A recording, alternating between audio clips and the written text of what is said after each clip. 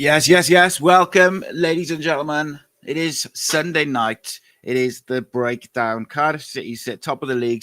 Cardiff City with an away victory in the rain. So there is, without a doubt, plenty to discuss, I would say. Plenty to discuss. So, get your questions and your comments in early doors, because we'll definitely get to them in a bit. But I thought it was I was impressed, I got to say, and not necessarily by the slick football that we've seen at times this season, not necessarily the one-touch passing and the rest of it. I was impressed by the balls shown by the young team. I was impressed by the lessons learned from previous games, including the Blackpool second half. We didn't panic when Northampton equalised, and they were pretty good value for that equaliser. Our build-up play kind of fell apart a little bit when Ruben got injured.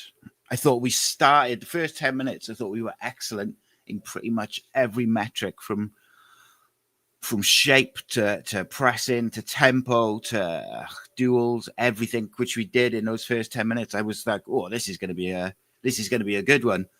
And then, that injury, we get the goal, and then the injury to Ruben's a nasty one, right on the ankle.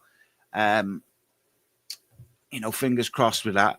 They'll assess it once the swelling's gone down.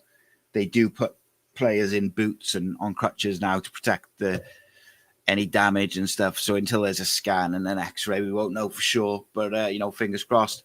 So there were two sides to it, right? For me, at least. I thought on one side it was a little bit worrying how our build-up play, particularly through the middle thirds, pretty much fell apart after Ruben went off, which I think shows the influence he has on, with the pockets of space and just linking everything together. He does very well. His ability to pop it off, but his ability to carry it when needed as well. And I think we lacked that. And that was something which Alex Robertson and Chris Willock gave us later on in the game, was the ability to carry it. I thought Joel Colwell was really good defensively. Just unfortunately, he gets a nasty little gash on his knee. Hopefully, that's nothing too big, but it did halt his mobility a little bit after half time. Defensively, though, I thought we were really good. I thought our shape was good really all the way through. We didn't get cut open as such. Certainly down the middle, in League One level, you're going to expect direct balls into the channels where strikers are going to run at you. That's to be expected. I thought Will Fish looked a little bit like someone who's struggling with a knee injury, or at least being managed through an injury at times. But then equally, it was a weird one. After he got booked, obviously with the goal, he can't make a challenge. So once Wheatley gets away from him, he can't bring him down, he can't grab him, he can't do anything. So that's unfortunate because he's been booked. But then equally, is later on, Fish makes a couple of vital blocks. So even though he had a same as Capaccio, I thought they had difficult days. I thought they had challenging days in terms of their opponent. I thought Ethan Wheatley was really impressive. He was direct, he was quick, and they got the ball in the right areas for him. But I don't think Fish or Capaccio were bad. They just had difficult days, which I thought they dealt with pretty well. I thought Callum Chambers and Joel Bagan on the other side, I thought were outstanding, both of them. Really, really. Joel Bagan has got better and better as the season goes. And what I really liked yesterday was his judgment on, when to overlap, when to link up and go try and get to the byline, and when to put an early ball into Salic. And it was a couple of times where it was just millimeters, or, Salic pushed him. It is a difficult one. Now, everyone knows I'm a big fan of Brian Barry Murphy. And if you saw 5 things earlier, you'll see I said that the triple substitution wins us the game because it allows us to get control in the midfield. Alex Robertson, I thought, was really good, did a lot of really good defensive work as well. I thought I really liked actually him and Wintle together. And I thought Chris Willock looked really sharp. And his redemption season continues after a difficult season last year. And I thought Perry NG gave us a little bit of physicality, and having Ronan and Perry as the right side stopped those direct balls, stopped them getting in that channel as much. And it's kind of closed them out a little bit. So I thought the manager was really intelligent with that triple substitution. Now, what was weird was bringing on Turnbull. When he brought Turnbull on, I assumed Joel Colwell was going to go into the 10, or they were going to play more like an old school 4-3-3 with Wintle and then Turnbull and Joel either side. But it didn't. He went with Turnbull in the 10. That was baffling to me, because I think one of the criticisms which gets leveled at David Turnbull is that he doesn't move the ball quick enough. He wants that extra touch. And he's certainly not as mobile as some of the other other midfielders. Sorry. Now, saying that, I felt in the second half Turnbull did a decent job of just linking things together. He doesn't press like some of the others. He's not as silky as some of the others. But I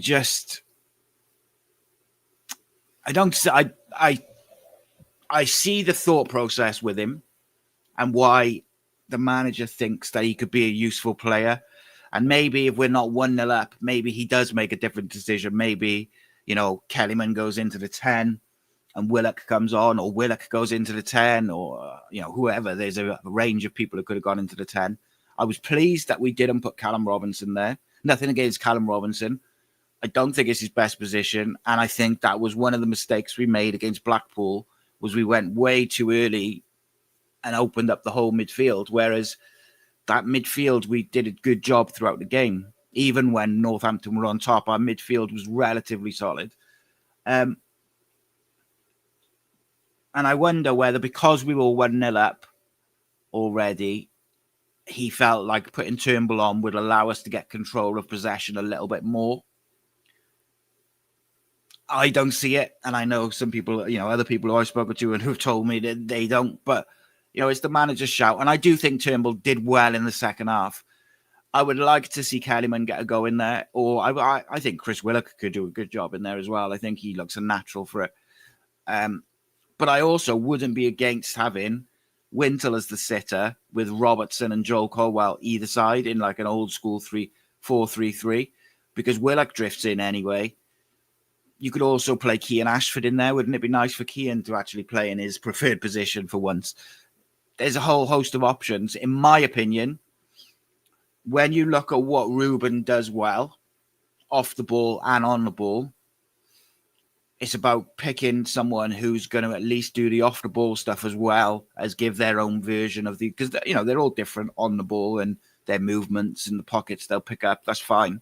But off the ball, you need someone who's going to really press, because him and Salic are the two. They press in a 4-4-2, and Ruben does a lot of that pressing. So you need someone who's going to equally do that. I thought Chris Willock, incidentally, off the left yesterday, really pressed really intelligently and really well. And, people who speak to me regular and watch the shows regular will know I haven't always been Chris Willock's biggest fan. I think last season he really flattered to be deceived. But this year I feel like he's got better and better as the season's gone. And I was really, really impressed with him yesterday. Not just attacking-wise either. I thought defensively he was excellent. He made 2 really good tracking back runs to stop an attack. And that's the kind of determination and togetherness that you need from a team. I thought Alex Robertson was excellent, both on the ball. I think the thing I like about Alex is if he gets the ball, no matter who he passes it to, if he goes back to recycle or he goes forward, he always looks to get the ball back.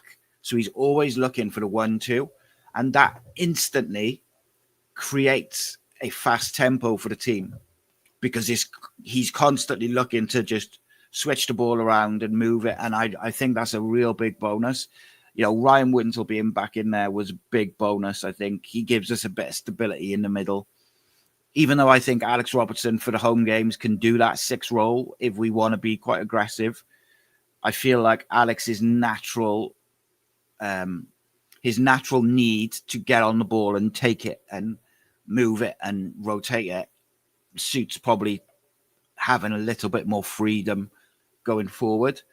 But I don't hate the idea of him as a 6 for certain home games. With regards to Ruben's injury, he got clattered on the ankle. He left. He did try and carry on. Couldn't get his boot on initially because of pain. It was very swollen, and he left the ground with a boot and crutches. I did send a couple of texts this morning just to see if there was any further, and you got to wait for the swelling to go down, and then they'll assess it and see where it is. Hopefully, it's an impact injury, bit of bruising, and it'll be gone in a few days to a week, and he could be back sooner than later.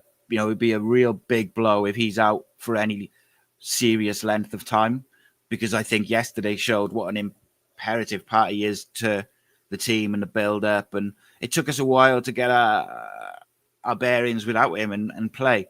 But it also showed that we can play without him, we can score goals without him, we can create chances without him. One player I did want to talk about, obviously we've touched on the defensive side, touched on Willock and the subs. I really want to talk about Yusuf Salic, right? This guy gets the absolute... Look, let's not beat around the bush. He gets the absolute shit kicked out of him every single game without fail. And some teams, they'll really go into him and try and wind him up. And I don't criticize him too much for it, because I think it's part and parcel of the game. It is. This professional sport. It's elite sport. You do anything to win, essentially, with it to a certain degree. And there was kicking off the ball. There was lashing out with him off the ball. Elbows in the back. There was one in the first half where Trot or Chambers chips it up to him. And it's like coming into his chest. And he's got one centre-back pulling his shirt on his right hip. And then he's got a centre-back behind him pulling his shirt on the back of his number. Referee's looking side on so he can see the two defenders fouling him. Salic sort of gets a chest to it and the ball breaks down, because then another defender or another midfielder comes in and there's three of them on him. No foul. And then as the ball breaks, Joel Colwell runs past someone, brushes against them, and the ref gives a free kick. And I understand referees will say, it's 6 of one, half a dozen of the other, but it really isn't. It really isn't. Yusuf Salic. And what I love about him, relentless work ethic, constantly keeps making the runs. And I can't remember the last time I saw him really sulk or just lose his temper with it. And then to top it off, when he did get a free kick right at the death, when the game's won, and he celebrated it like a goal, I think that tells you everything that you need to know about his mindset in terms of it's elite. He knows he's not going to get anything, and he's just going to keep being that battering ram. But also, it shows that he's making that point to the referees, and he's like, you've given me nothing. I thought he was a bit unfortunate with the goal, which got disallowed. He does give him a little nudge, but when you compare that to anywhere else on the pitch, I don't think that's a free kick. Great finish. I thought he made really intelligent runs. He pressed really cleverly without Ruben as well, which changes the dynamic a little bit for him, because obviously they will have trained constantly in pressing the two of them and then the others filling in. So for him to do it with Turnbull was a bit different. Turnbull obviously is slightly different. I think he's held his position a little bit more. But I will say what Cardiff, before I just go to the comments, what I thought Cardiff really did well, and this is what I meant about they learned their lessons. We get the early goal. We don't go gung-ho trying to get a second when we leave ourselves open, because once Ruben went off, the Northampton got into the game and they played some really direct, intelligent balls into the channel, up into Tommy Eaves to play off. They were very clever with it. And Cardiff kept their shape. They kept that 4-4-2. And then, obviously Turnbull drops in then to make it a 4-5-1. And they made themselves really compact. They made themselves really difficult to play against. And then even when Northampton did score, just in a minute or two before that, Cardiff had started to get their passing game a little bit better. And again, they didn't panic. The manager, I think that comes from largely as well. Very rarely do you see him overly animated. You don't really see him lose his rag. And I think that does rub off on the players, because after that Blackpool second half, I don't know what, capitulation you'd call it, it was important for a reaction this weekend. And that reaction I thought was really good. Now, yeah, we didn't get a reaction whereby we won 4-0 and the football was glorious. We got a fighting, organised, intelligent performance. And I thought we were really clinical. I did panic a little bit towards the end when it was still 2-1. They had a few chances. Nathan Trott, by the way, we'll get to him. Jesus Christ. But that Ryan Wintle chance, I was like, oh no, we're going to pay for that because he's probably got to score that. And you're just thinking they're going to get a late one. Yeah, they're just eventually going to get something. But it went the other way, and Ronan, the pace and the determination to win the ball back, dribble at him, gets tackled, but then just fights for it, gets it. Intelligent ball to Chris Willock, and Chris Willock with that sort of finish he does all day in training, every day, every single day, top bins, edge of the box, top bins, edge of the box. They practice that, and he showed why. But overall, I thought it was a really good performance. I saw some people saying, they should have done this, that, and the other with the number 10 when Ruben went off. I get it. Turnbull wouldn't have been my choice to go in there. But the manager trusts him. They obviously had a plan. Did it work? Probably not. But it didn't backfire either. It was okay. Probably benefited from some of the subs that were made. He did, at least. But, got to get behind all the lads. And maybe the idea was to try and control the game through possession with David Turnbull. But no, I'm not having him as a 10, really. But just the same as I don't like Alex Robertson in the 10. I think Alex Robertson's better with the game in front of him. I definitely think David Turnbull's better with the game in front of him. But let's have a look what you guys are saying. Evening, Chris. Reese has got a big couple of days, mate. So tomorrow night, members only, no holds barred. Craig McHale-Smith returns for his part 2, but he's doing it on the members. So his only members will be able to watch it. EFL icon, EFL legend Craig McHale-Smith, former Scotland international. If you haven't watched the first episode, which was free for everyone, absolutely unreal. What a really, really interesting guy, and what a player he was. What a proper striker. So Reese has got him on tomorrow from the member show. And then Tuesday night, former Cardiff City defender Matthew Connolly is joining the recent Rob for R&R Revelations. They've had some great guests. Not all of them have been Cardiff related, but they've all been football related. And at the end of the day, it's what we're all here for. We all love the football, and it's great to get that insight. And with the live interviews as well, you guys get to interact with those. And I think that's important because that's what we're about at the end of the day. It's a fan channel, even though my ugly mug is across it most of the time. It is a fan channel, and it's by Cardiff City fans, it's by football fans, for other football fans, and for other Cardiff fans. And with the live interviews with players and ex-players, you can really get involved in that. So I urge you to do so. If you're a member, get involved tomorrow night with Craig McHale-Smith. I'm sure he's got a few stories that he'll share tomorrow that he wouldn't have shared on, just the normal YouTube. Most players do. And then, of course, Matthew Connolly on Tuesday will be really fascinating. Played a big part for Cardiff. Quite an underrated defender as well. So looking forward to that one as well. So as I said the other day, we got some real exciting stuff, and that is only the beginning. There's so much exciting stuff coming to this channel and to Ace Podcast Nation. Of course, we've got brand new episodes of Inside the EFL dropping on Ace Podcast Nation and Cardiff City World as well coming, and they are going to be fascinating. A real inside look behind the scenes at EFL clubs around the UK. And when I say behind the scenes, I mean in there, in the grounds, in the stadiums, in the training grounds, with the people who work there day in, day out, maybe players, maybe coaches, managers, CEOs, whoever it is. But we are going everywhere. Now, there's only going to be a couple more episodes, I think, maybe 2 before Christmas, maybe.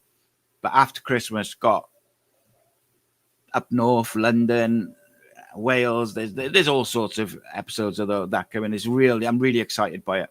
Really excited. But anyway, back to it. Johnny, evening, mate. He says, Wheatley didn't want to celebrate his goal in front of the Cardiff fans. didn't want to celebrate. Oh, he didn't want to celebrate his own goal. Yeah, football's got a funny way of biting you on the arse, mate. Johnny also says Turnbull coming on kills our movement. Kellyman going in 10 and bringing Willock on, or put Robertson in the 10, I think would have given us a better impact as he's better moving. Yeah, I get it. Like, he's not the most mobile. There was a few options. Unfortunately, probably the most natural number 10 we have outside of Ruben is Kean Ashford, and he wasn't in the squad, which is a little typical, isn't it? But, we had plenty of options to go there, whether it was Willock or Robertson or Kellyman, Robinson. Could even put Isaac in there. Like, there's a few different options. Reece says, do we know what the injury is? Seems to have been struggling through since the start of the season. If needed, surely rest him for a few weeks. We've got cover, get him back to 100%. Oh, I think that's in with regards to Fish. Yeah, I think Fish has got a niggly knee injury, and same as Dylan Lawler had a bit of a groin issue, just one which is you kind of just got to manage a little bit. But I tend to agree, especially while you've got Callum Chambers in form. If you can get, play Chambers and Lawler together, it's okay. I think, personally, I prefer Lawler and Fish, or I prefer Fish and Chambers.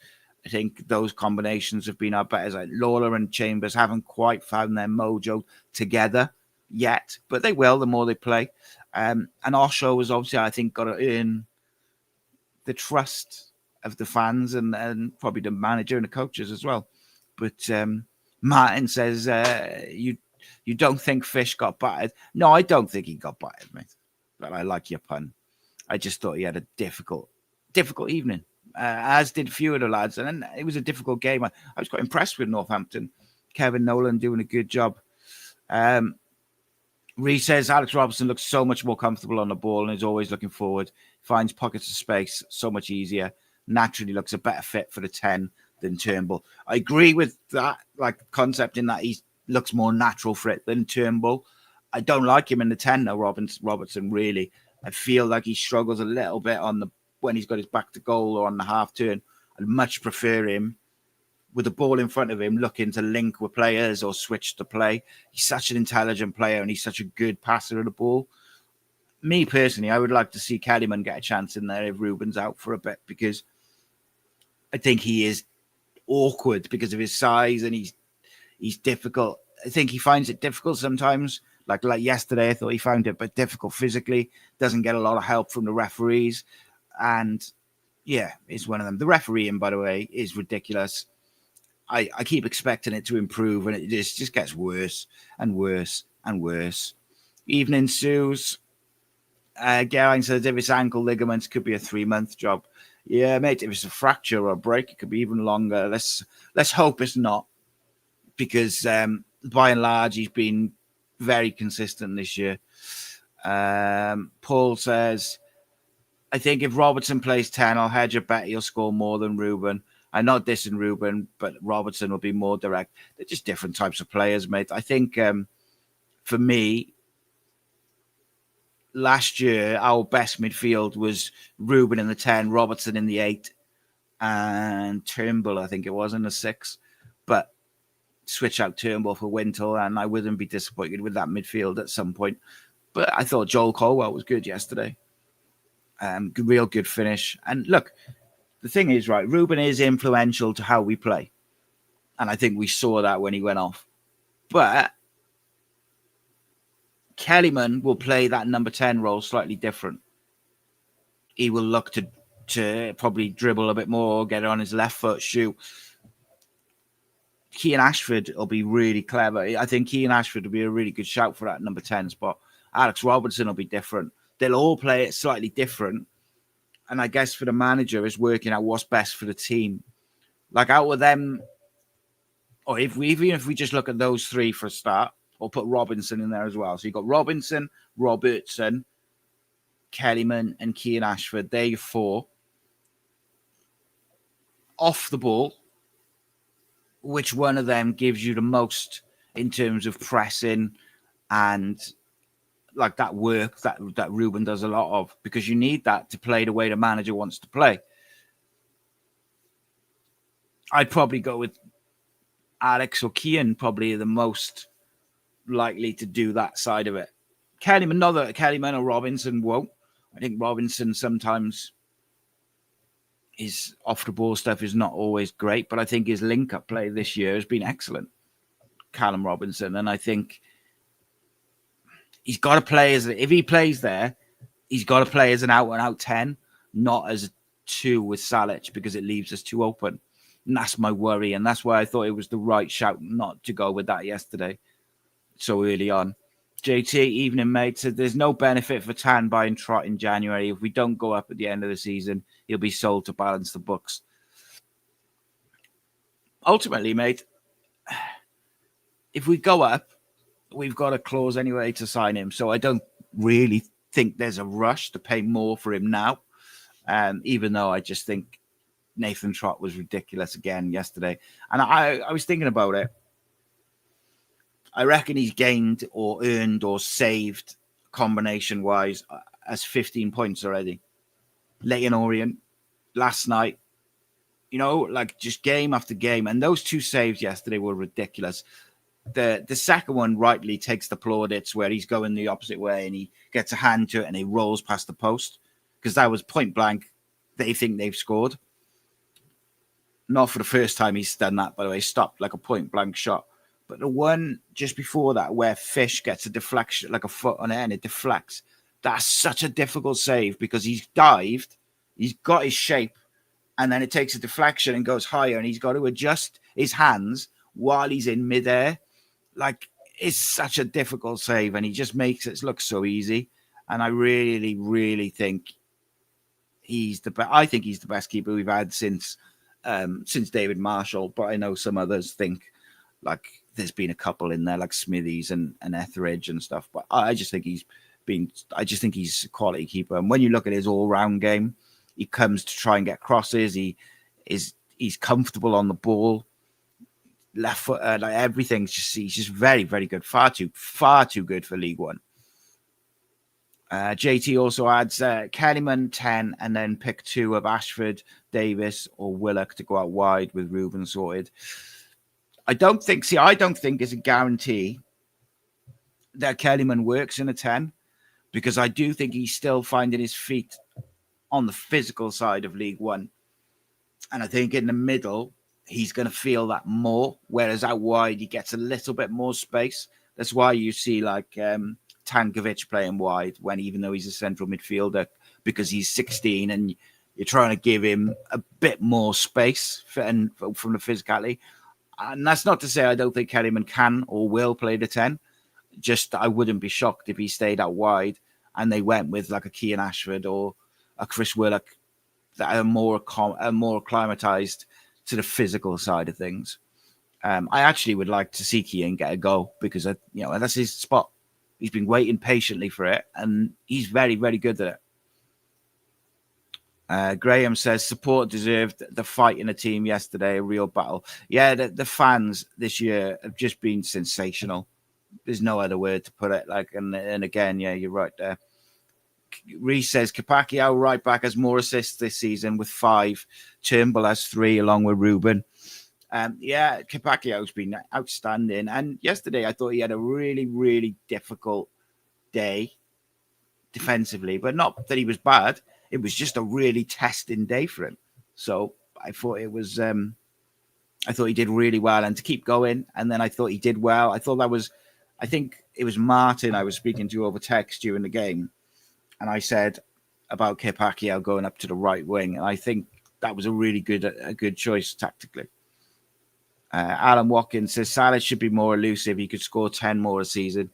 It's easier said than done, though, mate. I think when there's 3 centre-backs and 2 of them are gripping you constantly and the referee's allowing it.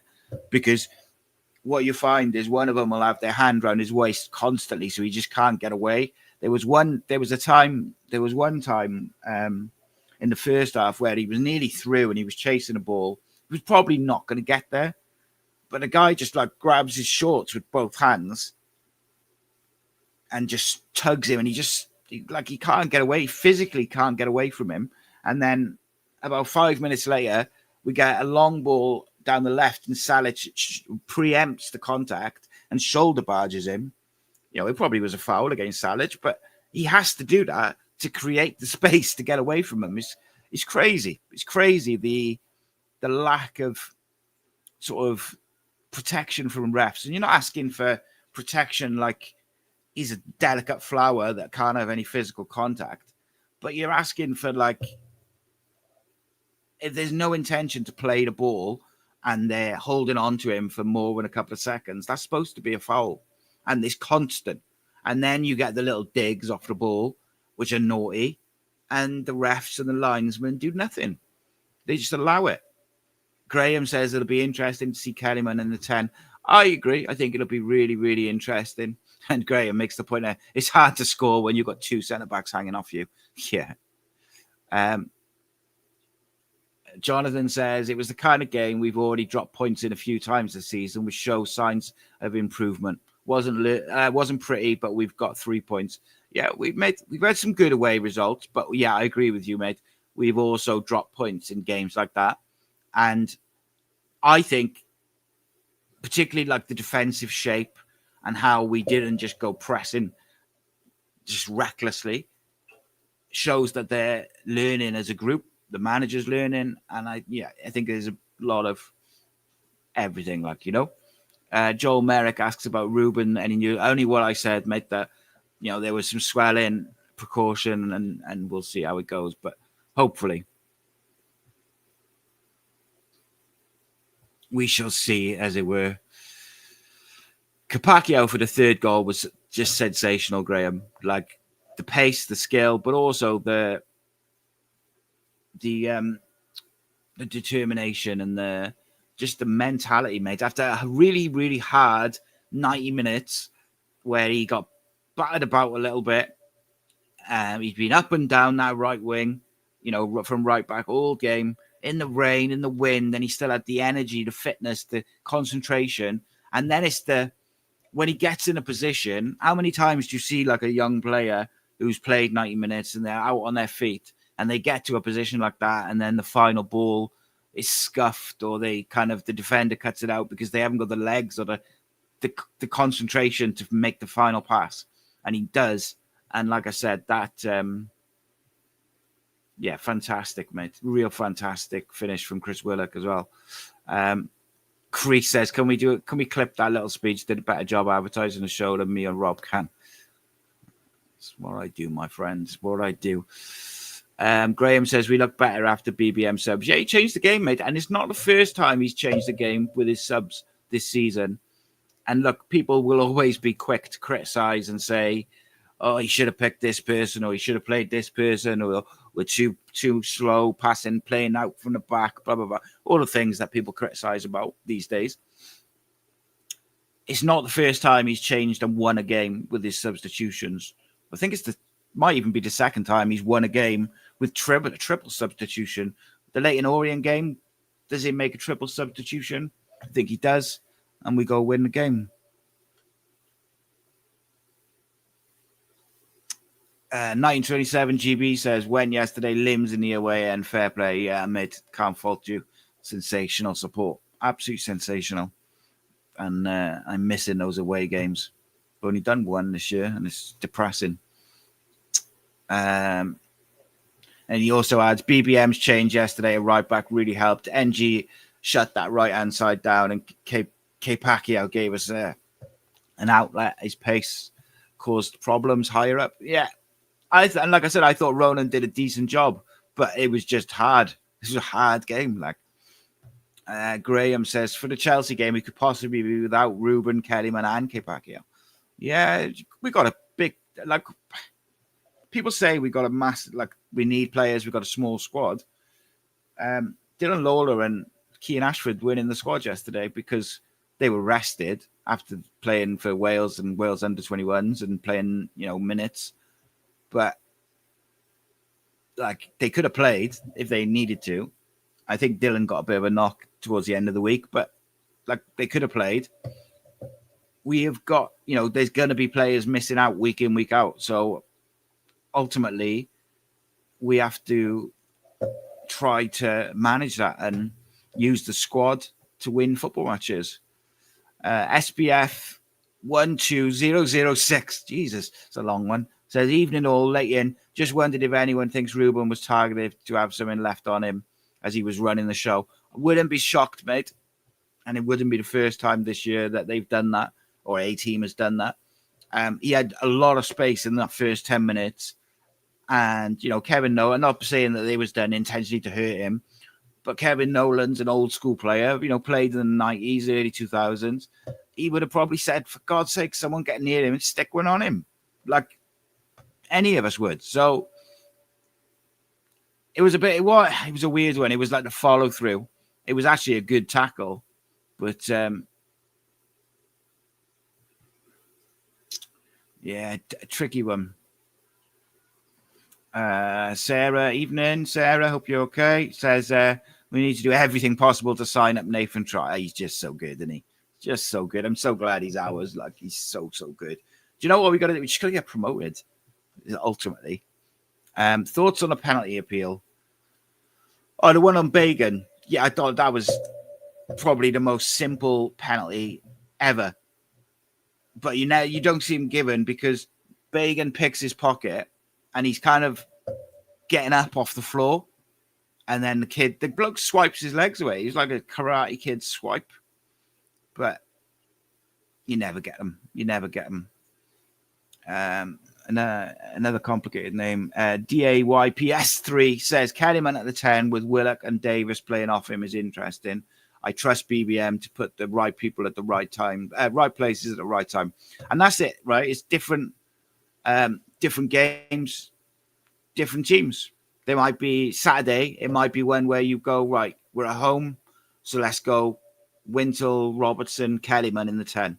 And then away from home, you might go, do you know what? Let's go a little bit more sort of defensive or put Keane Ashford in there. Like, there's a lot of different options, I think. Mansfield is going to be an interesting game, that one. First home game in about 6 months, it feels like. Cannot wait.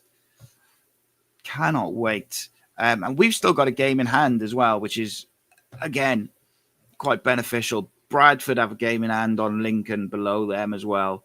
But we have a game in hand over everyone, effectively. We've got 2 over Lincoln.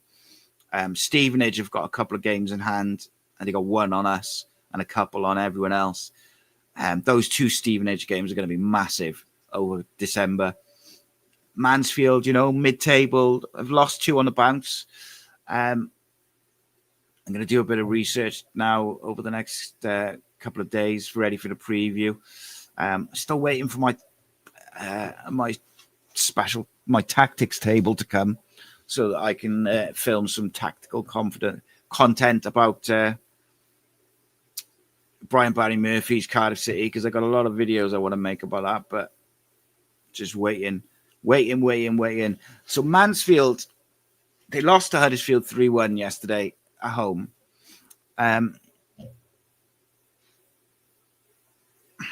Generally speaking, we should be beating Mansfield at home as well. We should be. Will Evans, formerly of Newport, scored 5 already this season. But again, I do like Nigel Clough. He's a good stalwart of the EFL, good manager.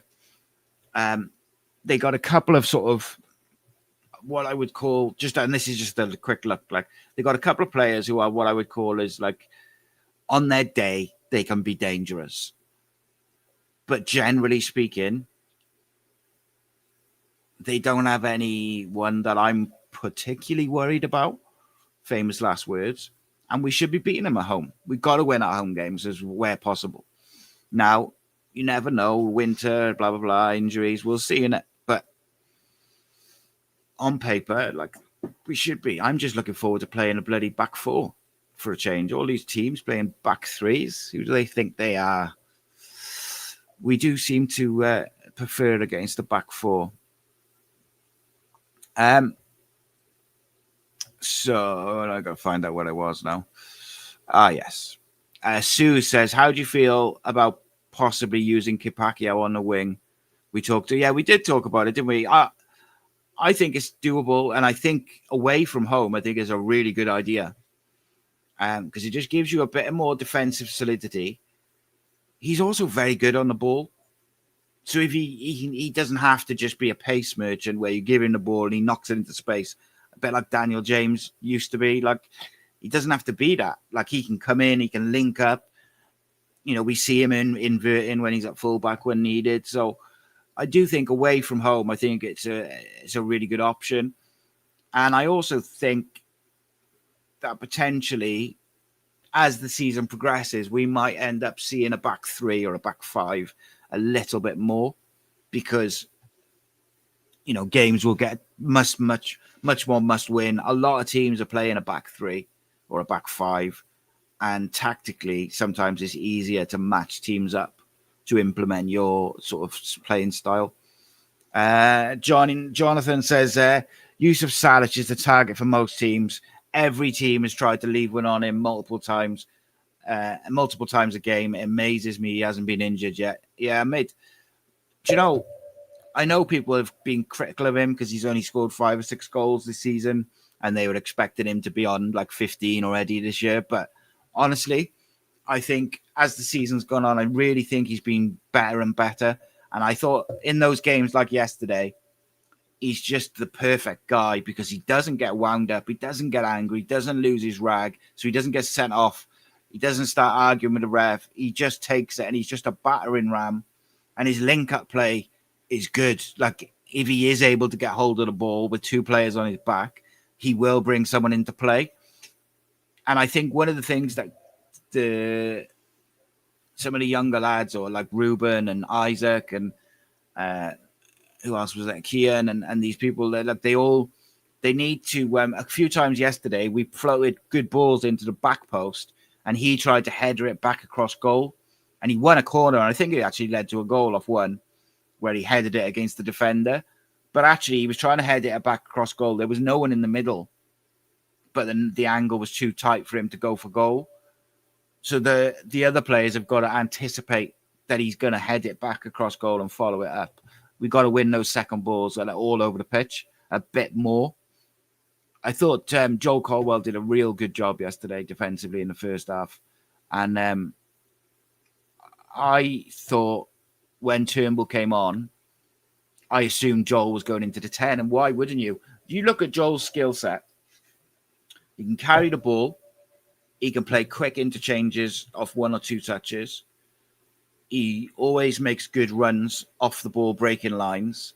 He'll work and he'll press like Ruben does. I think there's a real big throw your hat in the ring that he could be the 10 to replace his brother. Why not? Especially if we do put Kellyman there and he does struggle a little bit with the physicality side of it. Why wouldn't you put Joel in there? I think Joel took his goal so well yesterday. It was a real good finish. Reece says, I just don't see what Turnbull offers us, really. I'd look to move him on in January. I'd happily have someone like Charlie Savage there, or even Ollie Norwood. He still runs games at his age. Yeah, I said to Joe when I went up to Reading, I really like Charlie Savage. I would like him. I think he would fit the way we play as well. Wouldn't mind switching them to up. But look, if David Turnbull's here, then we back him. And I can see why managers and coaches like him. He looks after the ball. I would just like to see him move the ball quicker sometimes. And I think if he did what Alex Robertson does, where he gives the ball and then always looks to have it back, wherever, whether it's gone backwards, forwards, whatever, I think that would improve the tempo of his game massively. And it's such a basic tweak. But yeah, I feel like he needs to look forward more.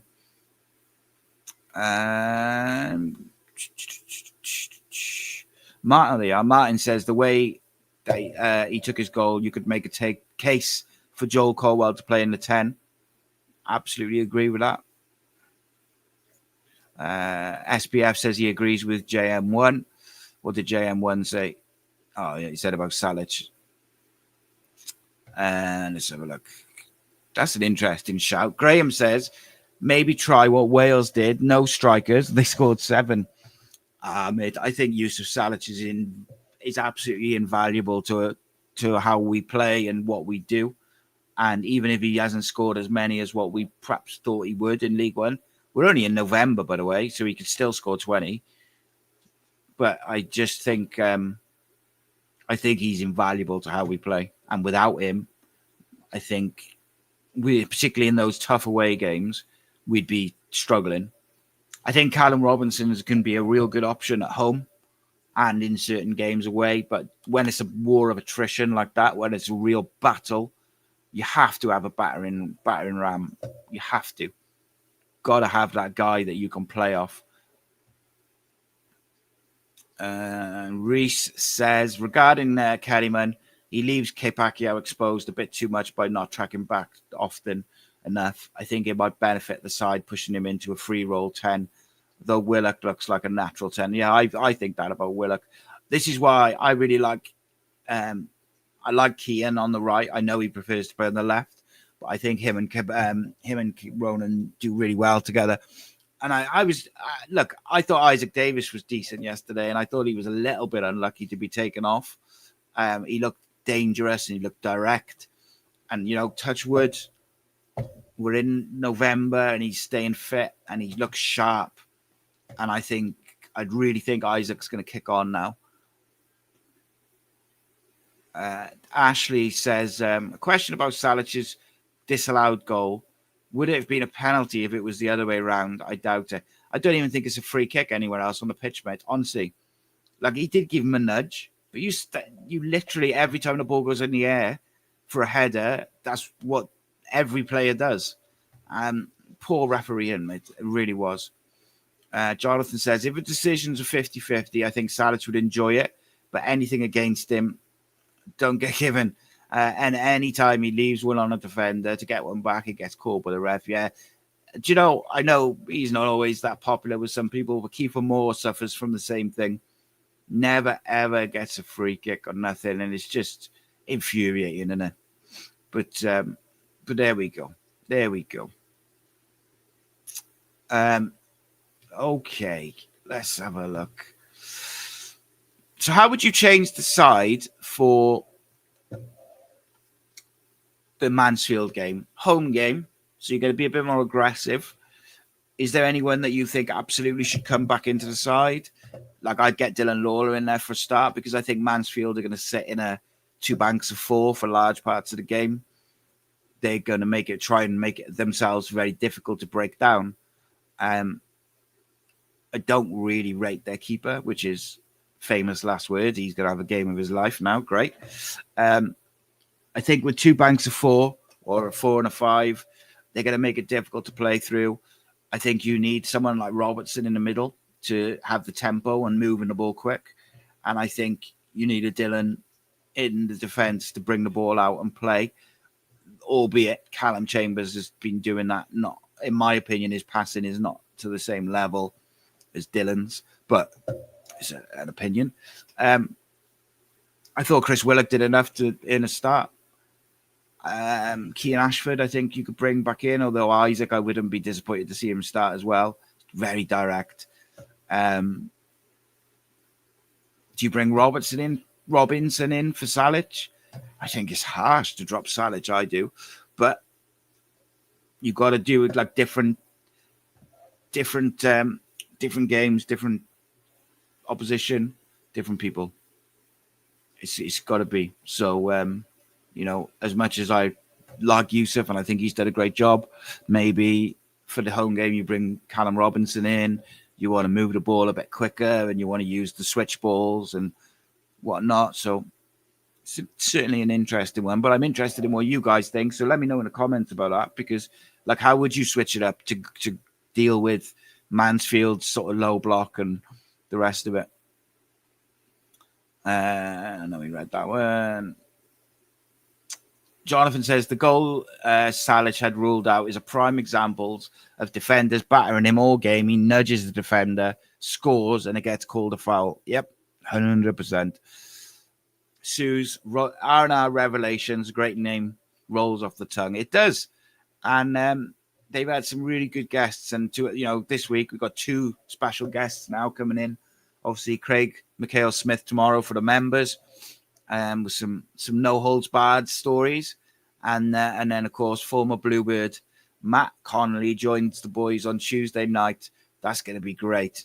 Very underrated Cardiff City defender he was back in the day. Did a great job for us.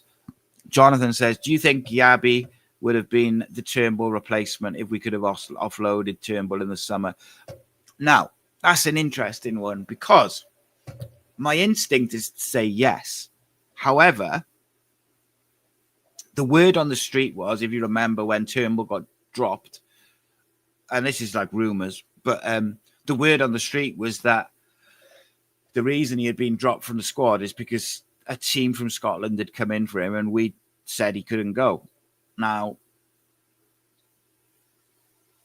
if we'd been open to selling him to bring Yabi in, I wouldn't have thought we'd have stopped him going to Scotland unless time changed and it was a bit late because the season had started. I don't know.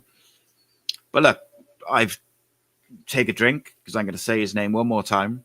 I've been very open about the fact that we should have followed up our discussions with Darko Gyabi. I think he would have been a fantastic signing, and I think he would have transformed our defence, transformed our midfield. I'm not going to say his name again, so you don't have to take another shot. There's an interesting one. And Entalaman says, wonder if Troy Perrott comes into the conversation with Ruben out. Not a bad shout, mate. I don't, maybe not start, but I think maybe comes in the bench. We have got a small squad. But as I'll say again, Keane Ashford and Dylan Lawler missed out yesterday. Someone's got to miss out. So it's got to be what you need for certain games.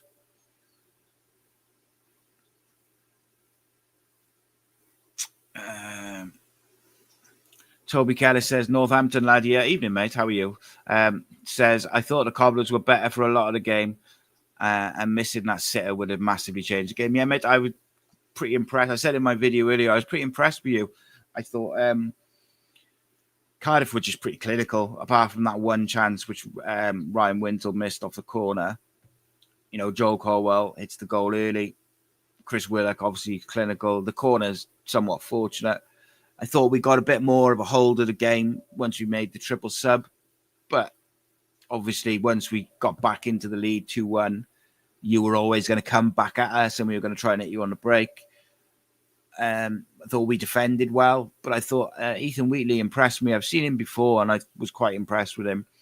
But I thought he was really good. I thought what Northampton did really well was play to their strengths. They got it into the channel quickly, but it wasn't just like a hopeful hit and hope into the channel. It was into the feet of Tom Eaves or Ethan Wheatley, and it was done so that they could take it on the run, so they could have one touch around the corner, and then they were sort of the wrong side of the Chambers or Fish, and I thought it was clever.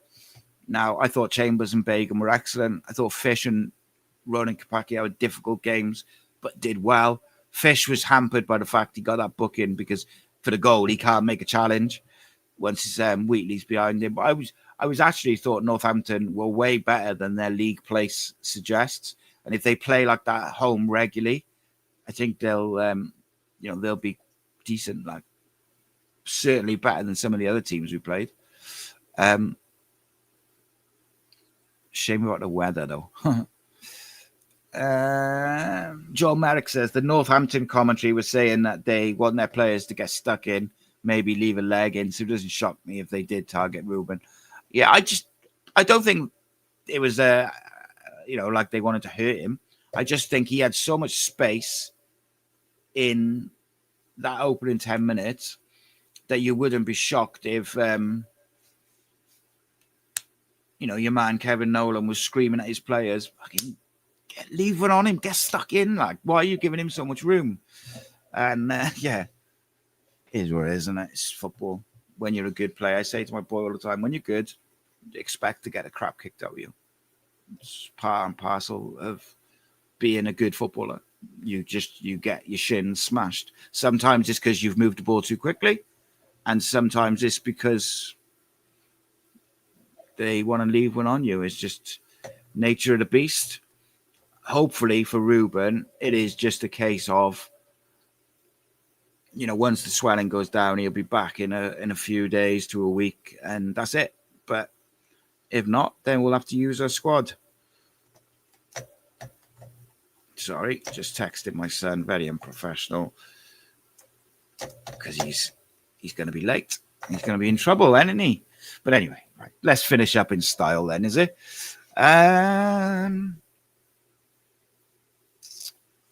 Jonathan says, what did you make of our soft yellows?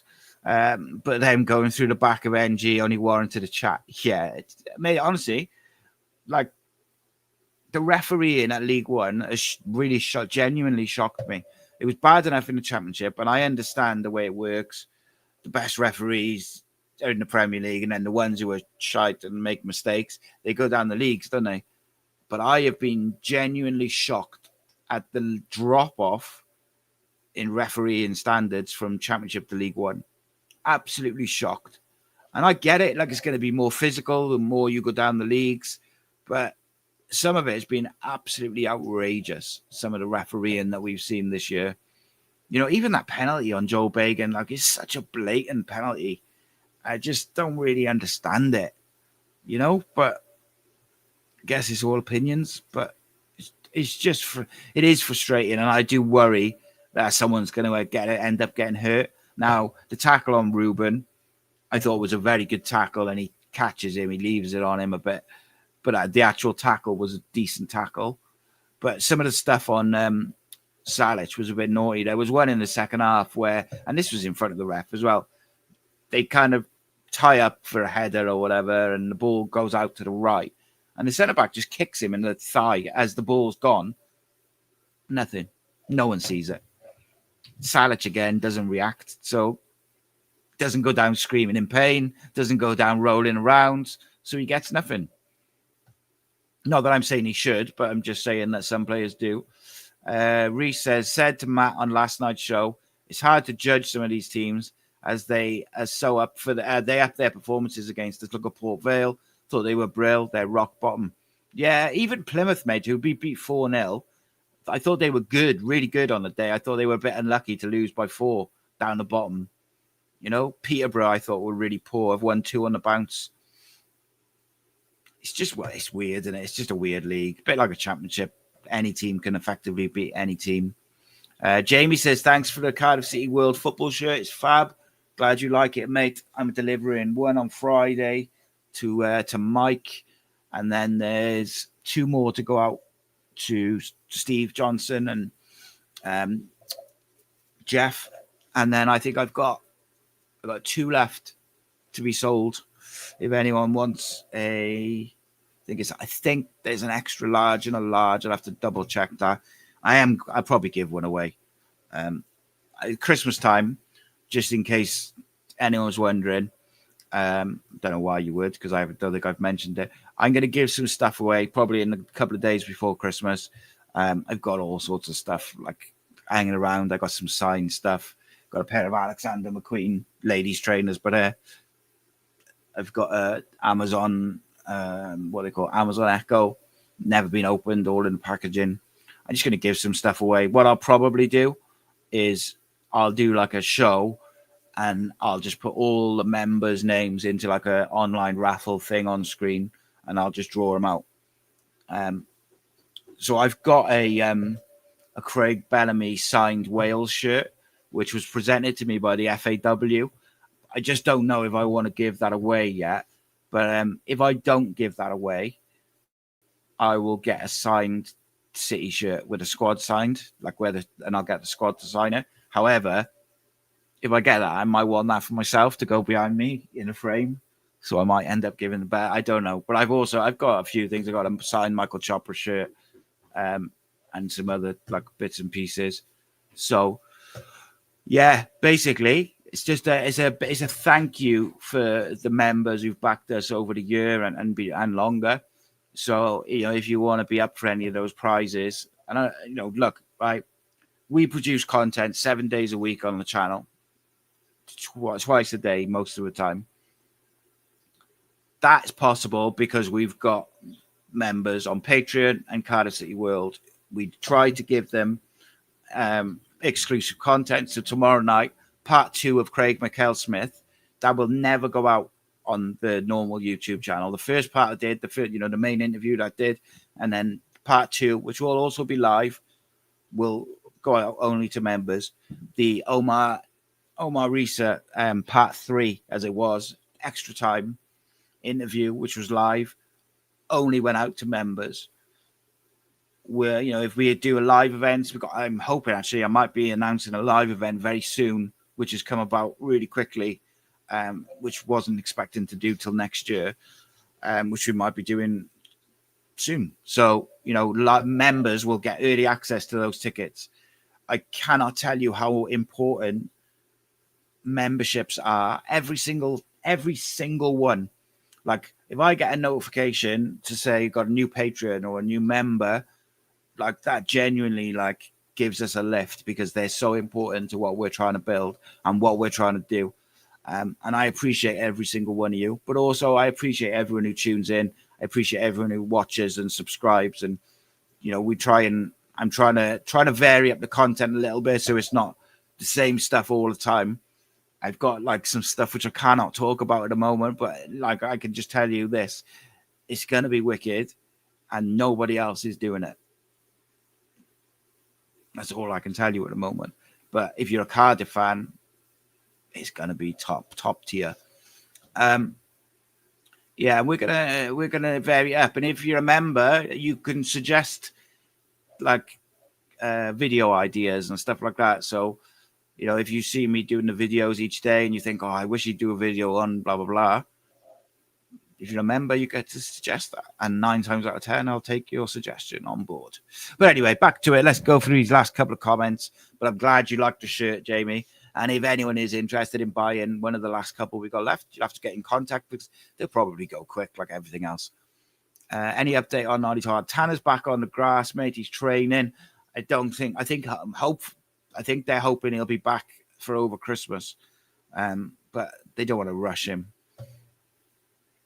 I just saw that Kyle just told you that as well. There you go.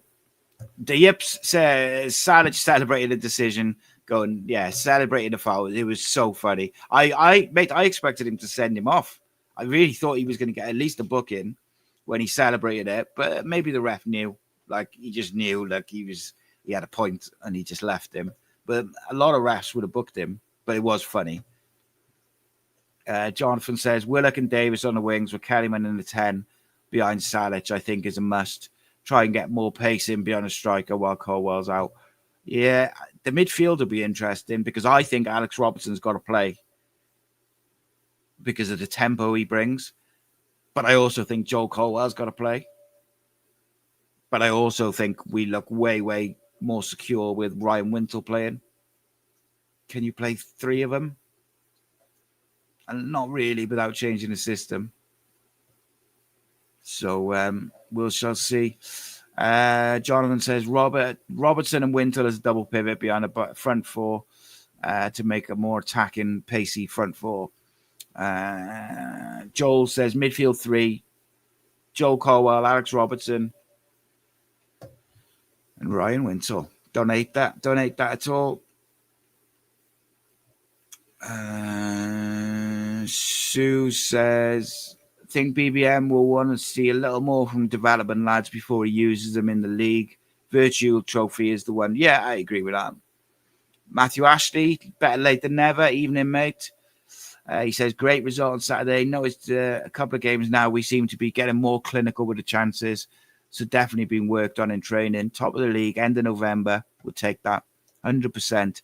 Graham's 11 for Mansfield would be Trott, NG, Lawler, Chambers, Bagan, Kipakiao on the wing, Ashford in the 10, Joel Colwell, Wintle, Robertson, Salic. Interesting.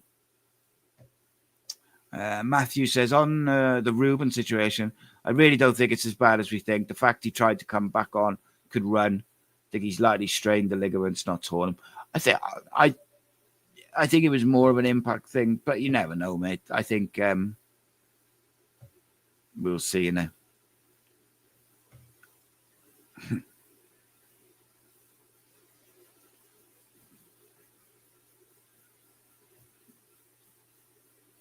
What about the hosts? They get nothing. They're lucky. No, I don't know what you're talking about, mate. Because the comments are behind what I'm talking about, so I've forgotten what I was talking about. So you'll have to remind me. Yeah, mate. Jonathan says the strangest game was the Burton game. It was the most control and the most chances we've had in a game when we lost. Yeah, that and the Blackpool first half, mate. I thought Blackpool first half, we were unbelievable. So on the hosts thing, I think what we're going to do is we're going to do a stream sometime coming into Christmas where we're going to get everyone's going to be on it. So it'll be me, Matt, Reese, Aaron, Evan, Rob, everyone, anyone who's contributed to the channel over the year. We'll get them all on and we'll do something like every single super chat for that episode will go to those guys, and we'll kind of do it like that. Maybe we'll try and do it that way. I don't know. We'll work something out. Try and get them a bit of a thank you and that. But right, last couple, because I'm getting all kerfuffled and tired. Can't wait for the Chelsea game. Sure, Tanner will be fit for the Chelsea game. Yeah.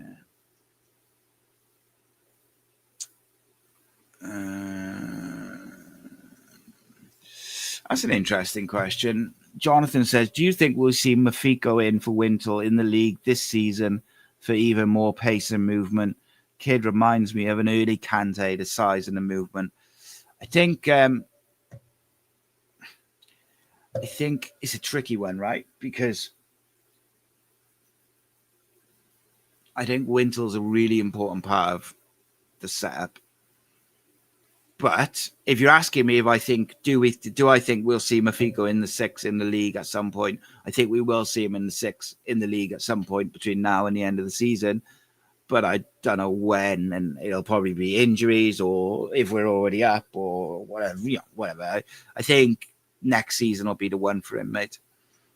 I actually wouldn't be shocked if we loan him out in January, because if you think he misses out on the squad most of the time. Say with Nayakawa, because I feel a little bit for Nayakawa because the manager asked him to stay instead of going on loan to Scotland in the summer. And he hasn't really got that many opportunities because of, we got players. Like I said earlier, Dylan and Kean Ashford miss out yesterday, plus Nayakawa and Mafiko, plus you got Ollie Tanner to come in. So that's 4 straight away who miss out every week. Now, the 4 might change. And then if you bring in players in January, that's even more, isn't it? So do you know what I mean? It's a tricky one for sure. Reese says, I think he said the kids will play in the Virtue Trophy again. Yeah, I think he will. I think all the kids will play in the Virtue Trophy now.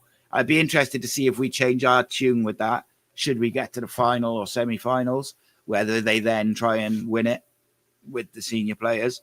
But I think for the next round, and hopefully the next round after that, we'll see the kids for sure. I think Osho could do with some minutes. I really do. JT says he's all gone very quiet about Vincent Tan's message. No, I think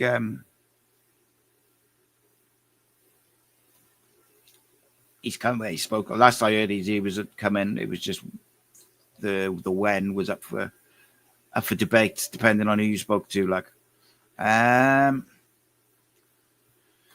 Right then, what's that say? Suze says, sorry, my eyesight's getting worse. Who's your Carabao 11? Oh, against Chelsea. Oof. Pretty much playing the first team. I am. I'd possibly, I'd think about playing Mafiko in that one, because I think that's the sort of game where he will get a little bit more space.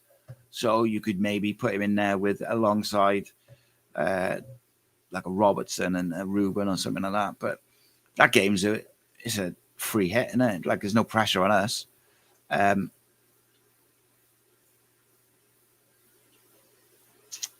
Free hit indeed. Right. The 70-minute mark is here. It's 9:30. It's past my bedtime. I've already mentioned Trot about 20 million times, Matt. He's unreal, mate. Absolutely unreal. I can't believe we've signed him. I can't believe he's playing League One football. Quite frankly, I'm shocked. I suppose they've got a couple of good keepers, haven't they? But I was trying to think, how is he not playing international football? Like, he's so good, and like a modern keeper as well. Like, he's so good.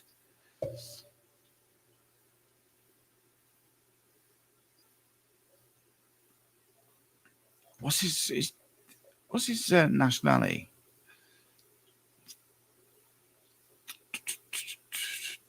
Bermuda.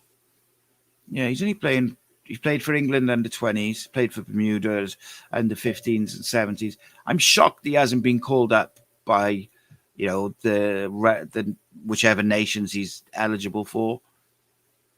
Looks like he's eligible for England and Bermuda, like the England one I get. But I'm shocked he hasn't been called up for Bermuda. I don't know if he's. I thought for some reason he was eligible for Norway. I don't know where I've got that from in my head, but he's just an unbelievable goalkeeper, and I'll be absolutely devastated if he's not in a Cardiff City shirt long term.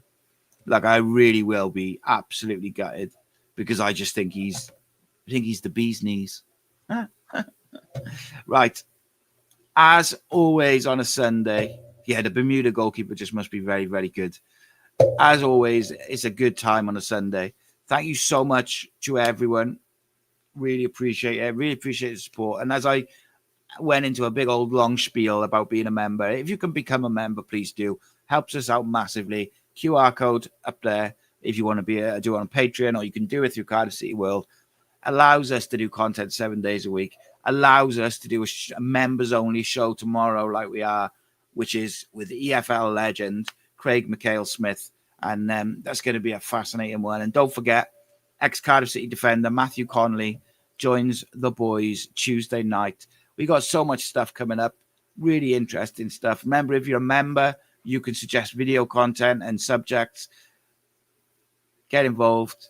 Support the boys, as it were.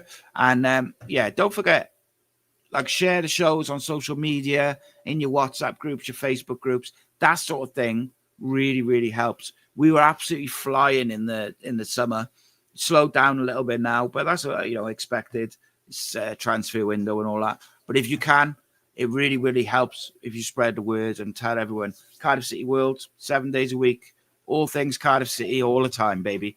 Take care, my friends. Keep the faith, and I'll see you in a bit. Tidy. This channel is powered by an incredible membership community on Cardiff City World and patreon.com/AcePodcastNation. Becoming a member unlocks exclusive rewards, from early access to live event tickets, bonus content, and even the occasional inside transfer scoop when we get it. But more importantly, it allows us to bring you top quality Cardiff City content 7 days a week. Across those 7 days, we're talking match previews, exclusive interviews, instant match reactions, the breakdown podcast, tactical deep dives, the Spotlight series, Bluebirds Rewind, Academy Focus, and just so much more. Led by myself, backed by an army of passionate Cardiff City fans, this is content created by fans for fans. Balanced, professional, and 100% all about the club we all love. If you enjoy what we do, then join the community today and support what we are doing as we help to keep Cardiff City World flying high.